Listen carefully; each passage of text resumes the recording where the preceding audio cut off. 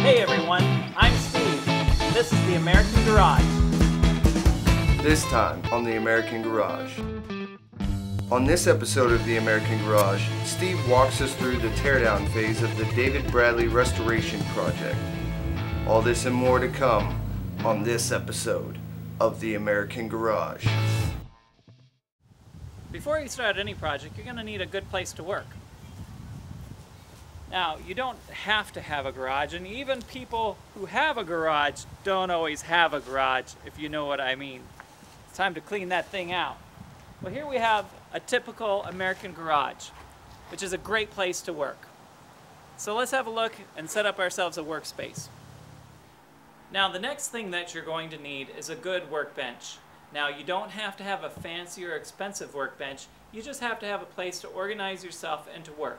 Now, as you can see here, I'm just using a couple sawhorses and a piece of plywood. This is great, and we can put it away and get it out of the way anytime we want. Now, as well as our workbench, we're going to have some tools to do this project. Now, this project isn't going to require a lot of sophisticated tools, and we don't have to have every tool known to man in order to start our project. But there are some essential things that we need. I've laid out a few tools here for you to see, and let's go through these real quick. First thing we're going to need is a good set of box end, open end wrenches. We're going to need several different assortments of Phillips and flat screwdrivers. Different sizes always helps. A socket set is going to let us get those nuts and bolts out that are deep inside the machine. We always need a set of pair of pliers, and I like to use the channel locks. Because channel locks are very adaptable and they have a very good grip to them. Vice grips will hold on to things tightly for you. Of course, we can't always have enough wrenches with the box open end, so a good crescent wrench will also double as an open end wrench. We're always going to need a couple of hammers, a rubber mallet and a regular hammer for different various pieces that need a little persuasion. Our oil can. Use our oil whenever we need to oil pieces because we are working with machinery. And we've got a couple of electric tools that we're going to be using here. We've got a grinder with a wire wheel on it. We've got a drill and a sander that we'll use in the refinishing process. Now let's talk about safety equipment. We'll be using different pieces of safety equipment, but probably the most important piece of safety equipment is safety glasses. Always use your safety glasses whenever you're using power tools to protect your eyes. Always use your safety glasses when you're using your power tools. Also, I like to use gloves. These are surgical gloves and come in handy when you're out working on mechanics. They keep your hands clean. They're not going to keep your hands perfectly clean, and you are going to tear them from time to time. But it's going to make things a lot easier when it comes time to wash your hands. If you don't like using surgical gloves, you can wash your hands before you start, and then put some mild soap on your hands dry. Rub your hands until they are covered and let the soap dry on your hands. This will keep the grease, oil, and dirt from getting deep into your fingerprints and creases in your skin. Most of the time you won't have all the tools for the job, and you may run across a specific task that needs an expensive tool. A lot of times this will happen and I'll decide, well, can I buy the tool cheaper than it is to have it done for me? If I can buy the tool for less money than it costs me to go have someone else do that task, then I'll go ahead and buy the tool. Otherwise, I'll just let someone who has the tool already do it for me. We're going to start our teardown process on the David Bradley. So one of the things that we need to worry about, there's a couple of things that we need to focus on today. One is organization, two is discovery, and three is making a list of all the parts and things that need to be fixed as we go along. Staying organized at this stage of the game is going to make the project go much easier and be a lot more successful. What is discovery in a restoration project? Discovery is the process of identifying what parts need to be replaced or repaired. Also, discovery is learning how a machine is put together and how it works. It is much easier to reassemble a machine when the functions of all the parts make sense. Use photography to help record as you are taking something apart. If you forget how a part or assembly goes on the machine, you can always refer to your pictures. Okay, now the first part of staying organized is going to be to, let's just walk around the David Bradley and pick out some things that we know need to be replaced just by looking at it. Okay, the first thing that I can see is we need to replace our tires. So let's go down here. Let's not just put tires on the list, but let's look at it and put our tires on our list. And let's take the numbers off of the tire so we can, and here it is right here. And the size of our tires is going to be 6 by 16, 4-ply.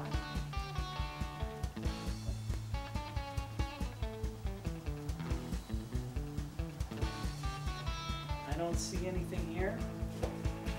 Open up the hood. Okay. Alright. I can see I'm going to need a spark plug.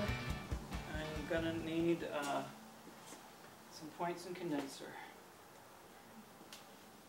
Okay. Now as we begin, I'm going to be working with some greasy parts, so I'm going to go ahead and put some surgical gloves on, keep my hands as clean as I can. Now, as I tear into the machine, we're going to tear through it in layers, and each layer we're going to organize ourselves. Like in this first initial tear down, I'm not going to tear the engine apart. I'm just going to remove the engine, and as a unit I'm going to set it aside. That way I can stay organized. Okay. I'm going to need a belt. Okay.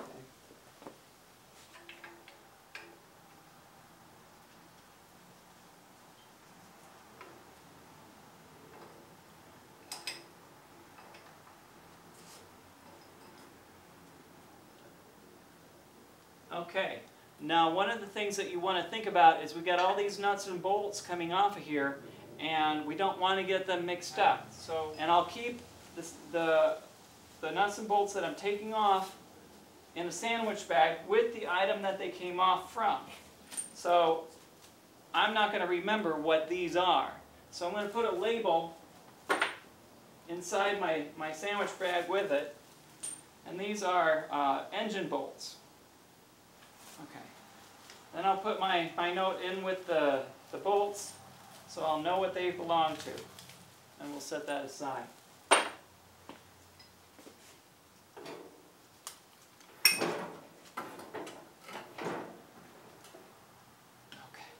Now the engine is ready to set aside.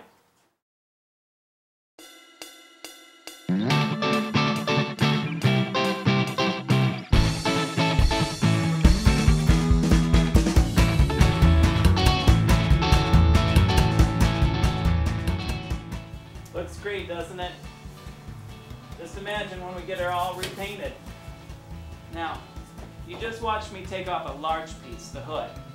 Large pieces like that, we'll just keep them organized. We don't have to put them in a bag or anything. I like to put them underneath the workbench in order that I take them off.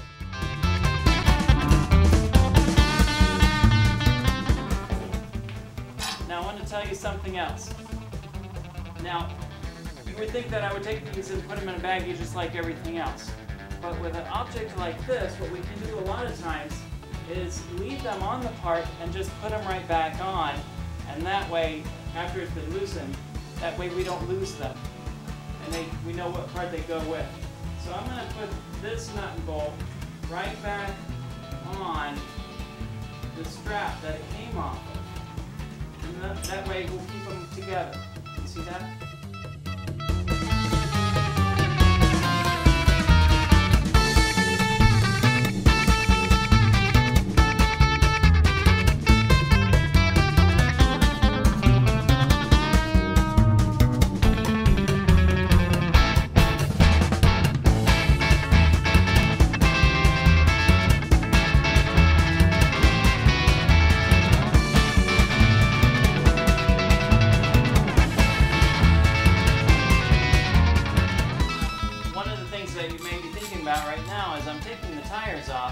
But I don't have the tractor jacked up. Now this is a small tractor and I could probably lift it with my hands, but it'll be a good idea for us to jack up the tractor and have it setting on something before we get all these bolts off.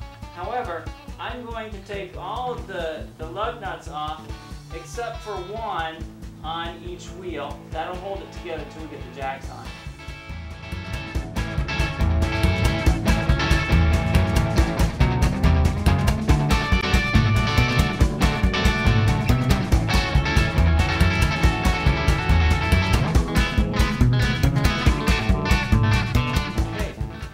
Halfway through the teardown phase, you can see pretty much all we have is the engine, or the transmission, and the axle. It's the only major component that's still attached to the tractor. Let's keep going. This lever actuates the transmission to make the tractor go or stop. So we've got this little piece on the bottom here that we've got to remove, and it's going to slide out sideways.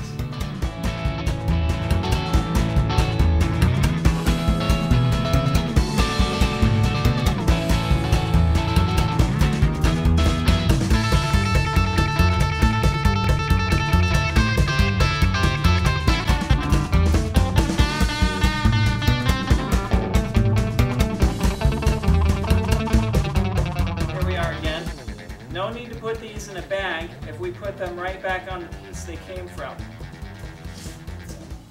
A good alternate process for making sure we don't lose any parts. There's nothing that will slow a project down more than losing parts that you have to now go buy or find.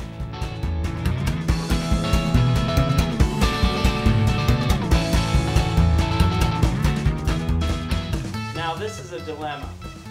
I've got this bolt that I want to use my socket wrench to get in there, and my socket wrench can't get in there. So now I'm going to have to use my box end wrench. It's a 9/16. It would be a whole lot easier to get in here, a lot faster to get in here with a socket wrench. But this is one bolt that's going to slow down process. It's these difficult to get ones that make things challenge.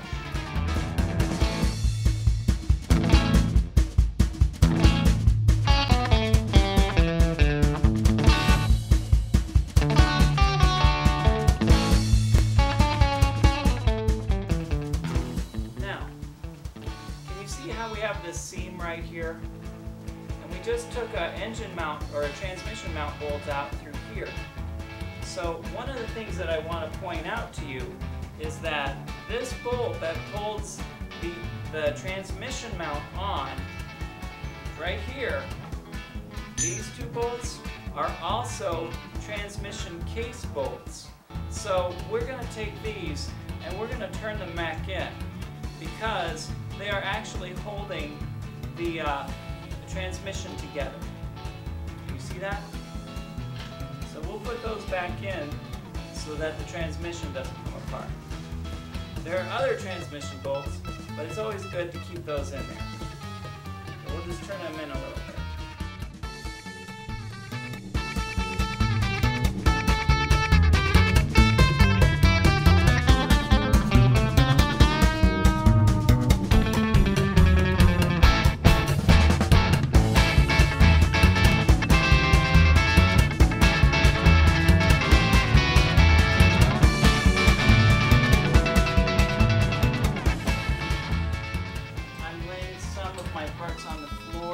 I put them relative to where they came from, so I keep things organized until I put them in with the little bag.